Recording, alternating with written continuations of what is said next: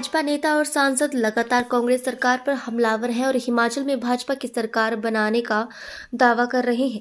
वहीं मुख्यमंत्री के मीडिया एडवाइजर नरेश चौहान ने इस बात पर पलटवार किया है।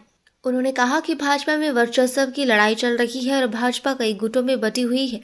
जयराम ठाकुर और बिंदल का अलग अलग गुट है, वहीं अनुराग ठाकुर का भी अपना गुट है। इसके अलावा जो कांग्रेस से गए हुए हैं उनका अलग गुट है।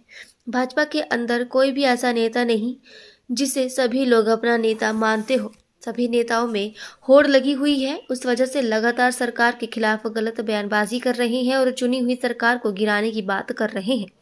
उन्होंने कहा कि हिमाचल से भाजपा के 4 सांसद हैं, लेकिन हैरानी की बात है कि एक भी सांसदों द्वारा हिमाचल के हितों को केंद्र की सरकार के समक्ष नहीं उठाया जा रहा है, जबकि केंद्र में भाजपा की सरकार है। अगर इसके पीछे आप ये जानना चाहें कि इस प्रकार की स्टेटमेंट्स भाजपा के लीडरशिप से क्यों आ रही, ये अपने आप में बहुत समझने वाला विषय है कि कौन से ऐसे कारण हैं कि जो विपक्ष में भाजपा हिमाचल प्रदेश में उसके जो लीडरशिप है उनके बीच जिस तरह का वर्चस्व की जंग चली है, स्वाभाविक है। हम सब देख रहे हैं हिमाचल भाजपा में कोई ऐसा लीडर नहीं जिसको सब लोग मानते हो, जिसका अलग अलग ग्रुप से बिंदल साहब का अपना ग्रुप है, जयराम ठाकुर जी का अपना ग्रुप है, स्वाभाविक तौर पे होगा। अनुराग ठाकुर जी अपने आप में नेता हैं, उनके अपने लोग हैं। उसी तरह से एक बड़ा ग्रुप जो कांग्रेस से ज्वाइन किए हैं भाजपा के अंदर, वो सब बड़े स्टॉलवर्ड्स हैं, जितने भी लोग हैं उनका अपना ग्रुप है। इन सब परिस्थितियों में एक बात साफ दिखती है और ये शरेआम अब पब्लिक में भी इसका एहसास होने लगा है कि भाजपा के अंदर कोई किसी को नहीं मान रहा। हिमाचल प्रदेश भाजपा में कोई एक वर्चस्व नहीं, किसी एक लीडर का नहीं है, सब ग्रुप से। और उसमें एक होड़ लगी है कि आगे जाने की, आगे दिखने की, और आने वाले समय के लिए इन सभी लोगों में एक दौड़ लगी हुई है कि कौन भविष्य में भाजपा का हिमाचल प्रदेश का नेता होगा। और उस वजह से ये बार बार सरकार के खिलाफ गलत बयानबाजियां करना या ये इस तरह की बात करना कि जो लोगों द्वारा लोकतंत्र में चुनी हुई सरकार हिमाचल प्रदेश के मतदाताओं ने चुनी, उसको कमज़ोर करने की बात करना, या जैसा आपने जिक्र किया कि मेंबर ऑफ पार्लियामेंट ये बोलते हैं कि सरकार गिर जाएगी। तो देखिए समय कितना बदला है, आपका लोकतंत्र के प्रति कितना सम्मान है। आप छाती तान के बोलते हैं कि हम लोगों द्वारा चुनी हुई सरकार को गिराने की साजिश कर रहे हैं। ये कोई बड़ा काम है? लोकतांत्रिक काम है। आप किस तरह से इसको आप अपनी बड़ापन दिखा रहे हैं। दूसरी बात जो सबसे इम्पॉर्टेंट है, हिमाचल प्रदेश से जो मेंबर ऑफ पार्लियामेंट से एमपी से वो सारे भाजपा के हैं। आप लोकसभा की बात करें या राज्यसभा की बात करें, तो आप लोगों की जिम्मेवारी प्रदेश के लिए क्या है? केवल मात्र चुनी हुई सरकार को गिराने के लिए साजिश करना, मीडिया के जरिए भ्रमित प्रचार करना सरकार के खिलाफ और माननीय मुख्यमंत्री जी के खिलाफ, यही एजेंडा है हिमाचल प्रदेश के भाजपा का और उनके मेंबर ऑफ पार्लियामेंट्स का। आप लोगों की विपक्ष में होने के बावजूद भी प्रदेश के लोगों ने आपको भी चुना है, आपकी भी जिम्मेवारी उनके प्रति बनती है और आपका जवाबदेही भी है।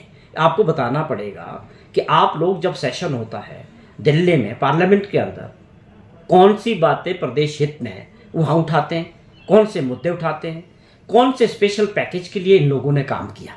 मैं समझता हूँ सभी मेंबर ऑफ पार्लियामेंट्स, चाहे उसमें अनुराग ठाकुर जी हैं, चाहे वो सुरेश कश्यप जी हैं, चाहे वो राज्यसभा के हैं हर्ष महाजन हैं, चाहे कोई भी है, आप लोगों का भी दायित्व बनता है प्रदेश हित में काम करने का। आप पूरी रिपोर्ट कार्ड अपनी हमें नहीं देना चाहते, प्रदेश के लोगों को मीडिया के जरिए बताएं।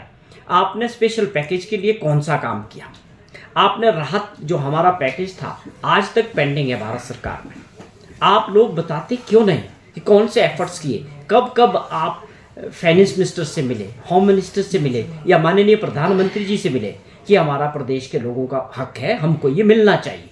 ये मुद्दे बड़े हैं प्रदेश के विकास के, और उसमें आप दिखने नहीं, कहीं दिख नहीं रहे। आप केवल साजिश में दिखते हैं, सरकार कमज़ोर करने में दिखते हैं। और इन सब बातों से क्या होता है कि हमारा जो राज्य है वो कमज़ोर होता है। और होता क्या है कि चुनाव के बाद हमको मिलजुल के प्रदेश के विकास के लिए, लोगों के लिए योजना बनानी होती है। उसमें पूरी तरह से मैं आप लोगों के माध्यम से पूछना चाहता हूँ मेंबर ऑफ पार्लियामेंट्स कि अपना पूरा हिसाब किताब जब से आप लोग चुने ज़रूर रखें जनता की अदालत में कि आप लोग क्या काम कर रहे हैं प्रदेश के लिए। दूसरी बात है, हमारी सरकार को बने हुए 2 साल से ऊपर का समय हुआ। हमारी सरकार ने और मुख्यमंत्री जी ने जिन योजनाओं को आगे बढ़ाने का संकल्प किया है उसके अच्छे परिणाम आ रहे हैं।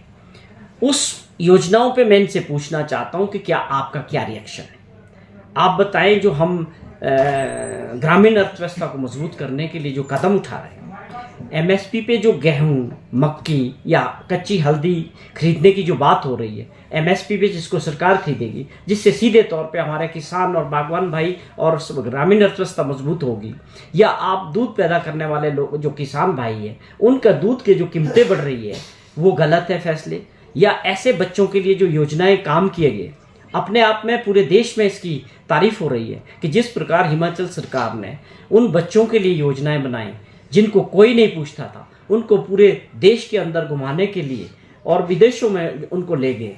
ऐसे बच्चों के लिए योजनाएं बनाना, उनके लिए काम करना, मैं इन सभी नेताओं से ये पूछना चाहता हूं कि क्या ये गलत काम है? आप लोगों को ये योजनाएं पसंद नहीं है?